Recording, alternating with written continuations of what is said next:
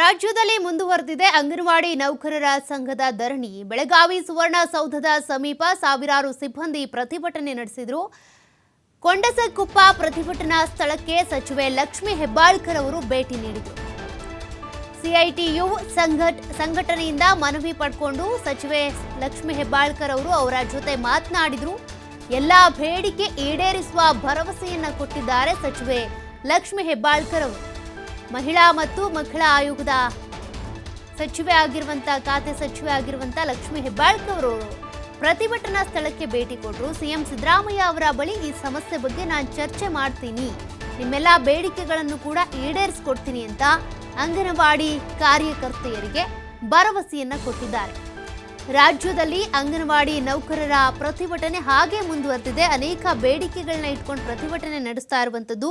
ಅಂಗನವಾಡಿ ಕೇಂದ್ರಗಳನ್ನು ಮೇಲ್ದರ್ಜೆಗೆ ಏರಿಸಬೇಕು, ಐಸಿಡಿಎಸ್ ಪ್ರತ್ಯೇಕ ನಿರ್ದೇಶನಾಲಯವನ್ನು ಸ್ಥಾಪನೆ ಮಾಡಿಕೊಡ್ಬೇಕು.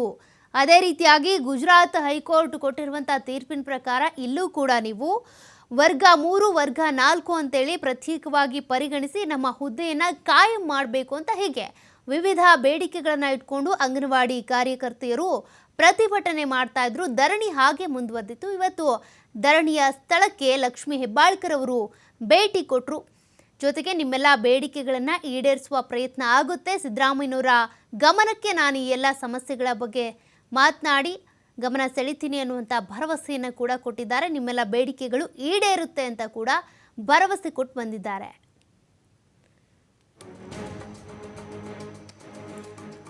ಈಗಾಗಲೇ ಅಂಗನವಾಡಿ ಕಾರ್ಯಕರ್ತೆಯರು ಬಹಳ ದಿನಗಳಿಂದ ಪ್ರತಿಭಟನೆ ಮಾಡ್ತಾ ಇದ್ರು. ಕಳೆದ ತಿಂಗಳು ಕೂಡ ಪ್ರತಿಭಟನೆ ಮಾಡ್ತಾ ಇದ್ದಂಥ ಸಂದರ್ಭದಲ್ಲಿ ಬೇಡಿಕೆಗಳ ಈಡೇರಿಕೆ ಆಗುತ್ತೆ ಅನ್ನುವಂಥ ಕಾರಣಕ್ಕೆ ಪ್ರತಿಭಟನೆ ಧರಣಿಯನ್ನು ಹಿಂಪಡ್ಕೊಂಡಿದ್ರು. ಆದ್ರೀಗ ಮತ್ತೆ ಅವರ ಧರಣಿ ಶುರುವಾಗಿದೆ.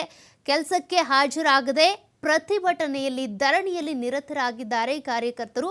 ಅದರಲ್ಲೂ ಕೂಡ ನಮ್ಮ ಅಂಗನವಾಡಿ ಕಾರ್ಯಕರ್ತರು ನೌಕರರು ಅಂತ ಬಂದಾಗ ದರ್ಜೆ ಅಂತ ಬಂದಾಗ 3 ಮತ್ತು 4 ಅನ್ನುವಂಥ ವರ್ಗಗಳನ್ನು ನೀವು ವಿಂಗಡಿಸಿ ನಮ್ಮನ್ನು ಕಾಯಂ ಹುದ್ದೆಗಾಗಿ ನೇಮಕ ಮಾಡಿಕೊಳ್ಬೇಕು. ಅದೇ ರೀತಿಯಾಗಿ ನಮ್ಮ ಬೇಡಿಕೆಗಳನ್ನು ಎಲ್ಲವನ್ನು ಈಡೇರಿಸಬೇಕು ಅಂತ ಪ್ರತಿಭಟನೆ ಮಾಡ್ತಾ ಇರೋದು. ಇನ್ನು ICDS ಪ್ರತ್ಯೇಕ ನಿರ್ದೇಶನಾಲಯ ಕೂಡ ರೂಪಿಸ್ಕೊಡಿ ಅನ್ನುವಂಥ ಬೇಡಿಕೆ ಕೂಡ ಅಂಗನವಾಡಿ ಕಾರ್ಯಕರ್ತೆಯರು ಇರೋದು. ಅಂಗನವಾಡಿ ಕಾರ್ಯಕರ್ತೆಯರು ನೌಕರರು ಅಂತ ಬಂದರೆ ಕೇವಲ ಅಂಗನವಾಡಿ ಕೆಲಸ ಮಾತ್ರ ಅಲ್ಲ, ಸರ್ಕಾರದ ಕೆಲವೊಂದು ಯೋಜನೆಗಳನ್ನು ಮನೆ ಮನೆಗೆ ತಲುಪಿಸ್ಬೇಕು ಅಂದರೂ ಕೂಡ ಅಂಗನವಾಡಿ ಕಾರ್ಯಕರ್ತೆಯರನ್ನು, ಅಂಗನವಾಡಿಯ ಟೀಚರ್ಗಳನ್ನು ಬಳಸಿಕೊಳ್ಳಲಾಗುತ್ತೆ. ಹಾಗಾಗಿ ಇದಕ್ಕೆ ಸಂಬಂಧಪಟ್ಟಂತೆ ಅಂದರೆ ಕೆಲಸ ಹೆಚ್ಚಾಗುತ್ತೆ, ಸಂಬಳ ಕಡಿಮೆ ಆಗುತ್ತೆ, ಒತ್ತಡ ಹೆಚ್ಚಾಗುತ್ತೆ, ಬಟ್ ನಮ್ಮ ಬೇಡಿಕೆಗಳನ್ನು ಈಡೇರಿಸೋದಕ್ಕೆ ಮಾತ್ರ ನೀವು ಮುಂದೆ ಬರ್ತಾ ಇಲ್ಲ ಅಂತ ಸರ್ಕಾರದ ವಿರುದ್ಧ ಅನೇಕ ದಿನಗಳಿಂದ ಪ್ರತಿಭಟನೆ ಧರಣಿ ನಡೀತಾ ಇತ್ತು. ಈ ಜಾಗಕ್ಕೆ ಲಕ್ಷ್ಮಿ ಹೆಬ್ಬಾಳ್ಕರ್ ಅವರು ಭೇಟಿ ಕೊಟ್ಟಿದ್ದಾರೆ.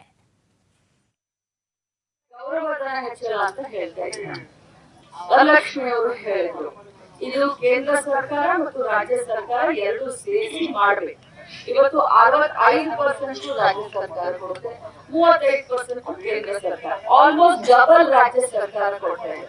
ಆದ್ರೆ ನಾನು 3-4 ಸಾರಿ ಕೇಂದ್ರ ಸರ್ಕಾರದ ಮಹಿಳಾ ಮಕ್ಕಳ ಕಲ್ಯಾಣ ಸಚಿವರಾದಂತ ಅನ್ನಪೂರ್ಣ ದೇವಿಯವ್ರನ್ನ ಎಲ್ಲರ ಸಮೇತ ಹೋಗಿ ನಾವು ಭೇಟಿಯಾದಾಗ ಯೂನಿಟ್ ಕಾಸ್ಟ್ ಮತ್ತೆ ತಮ್ಮ ಗೌರವ ಧನವನ್ನ ಹೆಚ್ಚಳ ಮಾಡ್ಲೇಬೇಕು ಅನ್ನುವಂತ ಒಂದು ವಿನಂತಿಯನ್ನ ಅವ್ರಿಗೆ ಹೇಳಿದೀವಿ. ಅವರು ಕೂಡ ಸ್ಪಂದಿಸಿದ್ದಾರೆ. ಅದು ಯಾವಾಗ ಮಾಡ್ತಾರೋ ಏನ್ ಮಾಡ್ತಾರೋ ಗೊತ್ತಿಲ್ಲ, ಬಟ್ ಅವರು ಕೂಡ ಖಂಡಿತವಾಗ್ಲೂ ಸ್ಪಂದಿಸಿದ್ದಾರೆ ಅನ್ನುವಂತ ಮಾತನ್ನ ಹೇಳ್ತೀನಿ.